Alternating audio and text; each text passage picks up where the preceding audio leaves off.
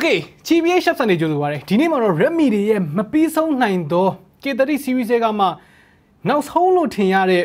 နောက်ဆုံးဖြစ်ပါစေလို့လည်းမျှော်လင့်ပါတယ် K30s လေးကို review လုပ်ပေးသွားမှာပါဆိုတော့ကြော်ညာလေးပြီးရင်ကြည့်လိုက်အောင်ဆိုဒီနေ့ဗီဒီယိုဖြစ်မြောက်ရေးကိုကူညီပေးထားတာတော့ကျော် mobile model မြန်ရန်ဖြစ်ပါတယ်ဖုန်းတွေကိုလက်လီပဲဖြစ်ဖြစ်လက်ကားပဲဖြစ်ဖြစ်ဈေးတက်တက်နဲ့ပစ္စည်းမှန်မှန်ကန်ကန်လိုချင်တယ်ဆိုလို့ရှိရင်ကျော် mobile model မြန်ကိုရက်သွားကြည့်လိုက်ပါကျွန်တော်တို့ description ထဲမှာလည်းကျော် mobile model မြန်ရဲ့ page ကို mention လေးခေါ်ပေးထားပါတယ်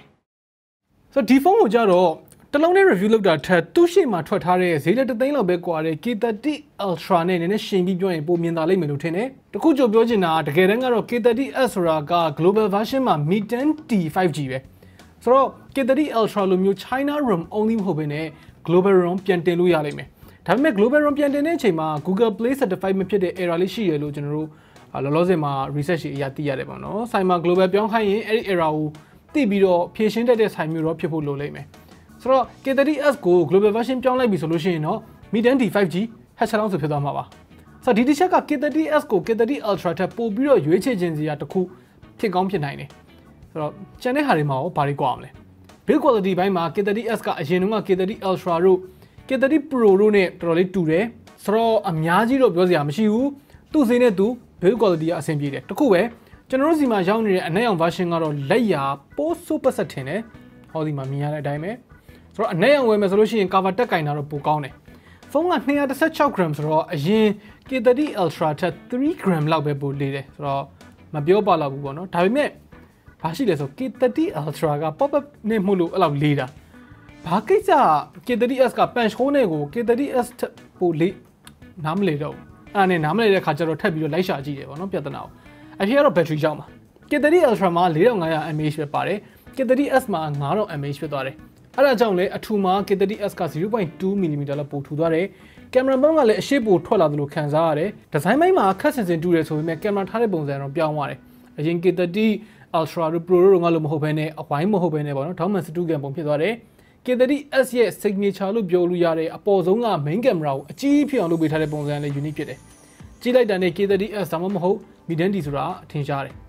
တကယ်ကတော့လေဆန်ဆာက K30 Ultra မှာပါတဲ့64 megapixel main sensor ပါပဲအခုလိုမျိုးအကြီးဝိုင်းပြထားတော့လူရှိန်သွားတာပေါ့မသိရင်ဆန်ဆာအကြီးဖြစ်နေတယ်လို့ခံစားရတယ်နောက်ထပ်ပြောချင်တာတစ်ခုက display ဘိုင်းကဒီဖုန်းကို K30 Ultra ကနေအဓိကကွဲထွက်သွားစေမယ့်အပိုင်းပါ 1080p 1440Hz ဒါပေမဲ့ LCD panel ကိုသုံးထားတယ်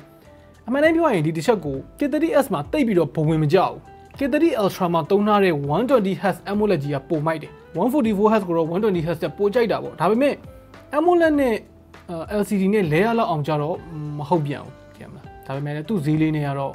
လက်ခံပေးလို့ရပါတယ် panel quality မှာ generally ပြောရရင် K30 Ultra ကတော်တော်လေးပိုကောင်းတယ်လို့တော့ခံစားရတယ်အထူးသဖြင့် peak brightness တွေမှာကွာတယ်ဗျ K30 Ultra က1200 nits peak brightness ပေါ့နော် HDR တွေအတွက်ထုတ်ပေးနိုင်တဲ့အချိန်မှာ K30s က650 nits လောက်အထိပဲ peak brightness ရှိမယ်ဆိုတော့ HDR content တွေကြည့်မယ်ဆိုလို့ရှိရင် K30 Ultra ကအများကြီးပိုကောင်းတယ်နေအောင်အောက်မှာလည်း K30 Ultra ပိုပြီးတော့ရှင်းရှင်းလင်းလင်းမြင်ရလိမ့်မယ်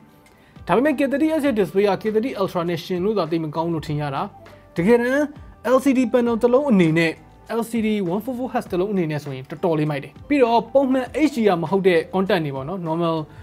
SDR content တွေကြည့်မယ်ဆိုရင်တော့အရင်မသိတာလောက် 144Hz ဖြစ်နေတာလေးကလည်းတော်တော်လေးမိုက်တယ်ဒါပေမဲ့တော်တော်လေးကို sensitive ဖြစ်ပြီးတော့သိရမလားအရင်က nitpicky ဖြစ်တဲ့လူတွေကလွဲလို့ရှိရင် 120Hz နဲ့ 144Hz နဲ့ကိုအများကြီးကွဲပြီးတော့သိလိမ့်မယ်လို့မထင်ဘူးဆိုတော့ K30s မှာ power စားတက်တာအောင် 90Hz လည်းပြောင်းထားလို့ရတယ်ဆိုတော့အဲ့ဒါလည်းကျွန်တော်လိုချင်နေခဲ့တဲ့ feature ပါဆိုတော့ K30s ရဲ့ display ကသူ့ဟာနဲ့သူအဆင်ပြေသွားပြီ LCD ဖြစ်သွားလို့ always on display မရတော့ဘူးဘာညာအဲ့လောက်တော့ရှိတယ် SoC ဘိုင်းမှာလည်း K30 Ultra မှာသုံးထားတဲ့ Dimensity 1000 Plus အစားလူချိုက်ပိုများတဲ့ Snapdragon 865ကိုပြန်သုံးလာတယ်တကယ်လဲ Snapdragon 865ကတော့ performance ဘိုင်းမှာ 20% လောက်ပိုကောင်းတယ်လို့ game တွေမှာလည်းပိုပြီးတော့ optimize ကောင်းတယ် K30s ကိုတော့ performance နဲ့ပတ်သက်ပြီးတော့ပိုသဘောကျစရာရှိတယ်ပေါ့နော် game တွေမှာ frame drop ဘာညာမရှိဘူးပူလာတာမျိုးမရှိဘူး game ဆိုလို့ကောင်းတယ် PUBG မှာ Ultra HD အဲ့ဒါမှ Ultra အထိထည့်ပြီးတော့တင်ဆိုလို့ရတယ် smooth 90 fps လည်းရတယ် Wild Rift မှာလည်း higher 60 fps မှာအငြိမ်ပဲ better မှာ frame drop တာမျိုးဘာမျိုးတခုမှမရှိဘူးနောက်တစ်ချက်က K30 Ultra ကလိုမျိုး MTK SoC တွေမှာဖြစ်တဲ့ display sharpness error လည်းမရှိတော့ဘူး Snapdragon ဖြစ်သွားပြီဘယ်ရှိတော့မလဲ battery လည်းခုနကပြောထားတဲ့အတိုင်းပဲ 9000 mAh ဖြစ်သွားတယ်အဲ့ဒါတွေမကသေးဘူး Snapdragon 865က Dimensity 1000 ထက် power efficiency လည်းပိုကောင်းတယ် ဆိုတော့ K30s ကအရင် K30 Ultra ထက် battery life လည်းပိုကောင်းတာပေါ့နော် battery လည်းပိုကြီးတာပေါ့ဆိုတော့ပုံမှန် normal usage အတွက်ဆိုရင်2ရက်ကောင်းကောင်းသုံးလို့ရတယ် game ဆုံးမယ်ဆိုရင်တော့မှ solid game နဲ့ graphics ဘယ်လောက် setting နဲ့ထားလဲပုံမှာမူတည်ပြီးတော့တရက်ကြော်တော့အသာလေးခံတယ်2ရက်လောက်ထိဖြစ်နိုင်တယ်အားပြန်သွင်းမှုအတွက်ကို33W fast charging ရတယ်0 to 100ကိုတနားရီဝန်းကျင်လောက်ပဲကြာတယ်ဆိုတော့အဲ့ဒါလည်းမိုက်တယ်ဆိုတော့ကျွန်တော်တို့ battery life ရော performance ရောက K30 Ultra တက်ပိုမိုက်နေတယ်ဆိုတော့ဒီဈေးဝန်းကျင်မှာ game ဆော့ဖို့ဦးစားပေးရွေးတဲ့ဖုန်းတစ်လုံးပါဆိုတော့ camera ဘိုင်းအနေနဲ့မှာ64 megapixel main camera ခုနက hub လုပ်ကြီးရယ် hub လုပ်ကြီးမဟုတ်ဘူး hub လုပ်ကြီးလို့ထင်ရတဲ့ကောင်ကြီးရယ်30 megapixel wide ရယ်5 megapixel macro ရယ်ဆိုပြီးတော့ triple camera setup ဖြစ်သွားတယ်ဆိုတော့ K30 Ultra camera မှာသုံးထားတဲ့ main sensor နဲ့အတူတူပဲဒါပေမဲ့ SoC processing ကွာတဲ့အတွက်ဒီနေရာမှာနည်းနည်းလေးကွာတာကိုသတိထားမိတယ်တိတ်သဘောမကျမိတာတခုက K30s ရဲ့ camera ကအရန် consistent မဖြစ်ဘူးကောင်းချင်ရင်ကောင်းမကောင်းချင်ရင်မကောင်းအရန်ကို hit or miss ဖြစ်တယ်ဗျာအထူးသဖြင့်တနေရာအောင် focus ထောက်လိုက်ရင်တချို့နေရာတွေမှာ detail ပြောက်သွားတာမျိုးတွေဖြစ်တတ်တယ်အဲ့ဒါလေ focus မဝင်လို့ detail ပြောက်တာမျိုးနဲ့မတူဘူး K30 Ultra မှာမရှိဘဲနဲ့ K30s မှာပဲရှိနေတဲ့ပုံစံမျိုးလေးတွေတခုကလေးရှိတယ် white balance မှာလည်းတစ်ချက်လစ်တယ်ဆိုတော့ camera ကြတော့K30 Ultra ကိုပိုသဘောကျတယ် K30s ရဲ့ camera software နဲ့ပဲဆိုင်တာလား MIUI update ပေးလိုက်ရင်ပိုကောင်းသွားမလားပြန်ကောင်းသွားမလားအဲ့ဒါတော့မပြောတတ်ဘူးလက်ရှိစမ်းထားရတဲ့လောက်ကတော့ K30s ရဲ့ camera ကအားရစရာ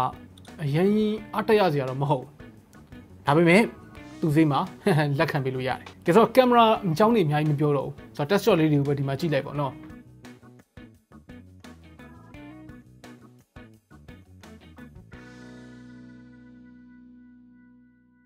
ဆိုတော့ sound quality အနေနဲ့ကတော့ stereo speaker ဖြစ်တဲ့အတွက်အသံကျယ်တဲ့လောက်ကျယ်တယ်။ဒါပေမဲ့ volume ဆုံးထိတင်လိုက်မယ်ဆိုရင်တော့အသံတွေကလုံးဝထွေးသွားတယ် clarity မရှိတော့ဘူး 70% လောက်အထိပဲ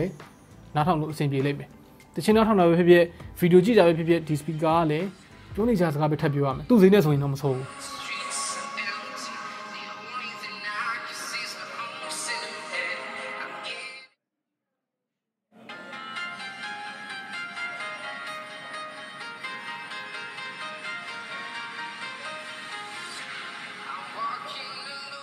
ဆိုတော့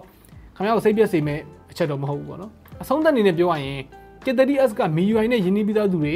global version ပြောင်းမှဖြစ်မယ်ဆိုတဲ့သူတွေ Snapdragon 865ကို Dimensity 1000 plus ထက်ပိုယုံကြည်တဲ့သူတွေ battery life ပိုကောင်းလိုချင်တဲ့သူတွေသူတို့တွေရွေးချယ်စရာဖြစ်နေလိမ့်မယ် LCD display ကိုမကြိုက်ဘူးလို့ camera consistent ဖြစ်တာလိုချင်တယ်တို့ဈေးကလည်းတသိန်းဝန်းကျင်လောက်ပိုသက်တာတဲ့ K30 Ultra လေးကိုရွေးတာပိုတန်လိမ့်မယ်ကဲဆိုတော့ခင်ဗျားတို့ရော K30s လား K30 Ultra လားဒါမှမဟုတ်ကျွန်တော်တို့ဒီနေ့ပြောသွားတဲ့ review ထဲမှာဘယ်ဟာကိုမမျှတဘူးလို့ထင်လဲဘာတွေရောထပ်သိချင်သေးလဲအောက်က comment တွေမှာဝင်ရောက်ဆွေးနွေးညင်းခုံမေးမြန်းသွားလို့ရပါတယ် okay နောက်နေ့မှတွေ့တာပေါ့